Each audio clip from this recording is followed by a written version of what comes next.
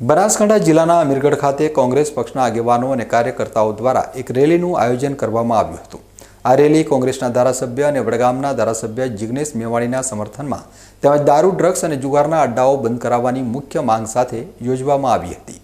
Rally બાદ કોંગ્રેસના પ્રતિનિધિ મંડળે અમીરગઢ મામલતદારને આવેદનપત્ર પાઠવી રજૂઆત કરી હતી। આ રેલીમાં દાંતા મત વિસ્તારના ધારાસભ્ય કાંતિ ખરાડી સહિત કોંગ્રેસના મોટી સંખ્યામાં કાર્યકર્તાઓ અને સમર્થકો જોડાયા હતા। રેલીનો મુખ્ય ઉદ્દેશ વિસ્તારમાં ધમધમતા દારૂ, ડ્રગ્સ અને જુગારના અડ્ડાઓને તાત્કાલિક ધોરણે બંધ કરાવવાનો હતો, જેનાથી યુવા પેઢી પર થતી વિપરીત અસર અટકાવી શકાય।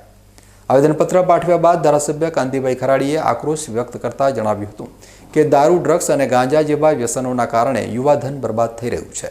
આ વ્યસનોને કારણે કેટલાય પરિવારના યુવાનો મોતને પણ ભેટ્યા છે।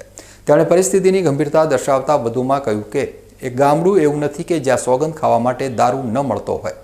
ધારાસભ્ય ખરાડીએ તંત્રને ચેતવણી આપતા સ્પષ્ટ કર્યું છે કે જો આ દારૂ અને જુગારના અડ્ડાઓ બંધ કરવામાં નહીં આવે તો વિસ્તારની બહેનો અને ગ્રામજનો જાતે જનતા રેડ કરીને આ ગેરકાયદેસર પ્રવૃત્તિઓ ઉપર લગામ લગાવશે। કોંગ્રેસ દ્વારા ગંભીર મુદ્દા ઉપર તાત્કાલિક પગલાં લેવાની માંગ કરવામાં આવી છે।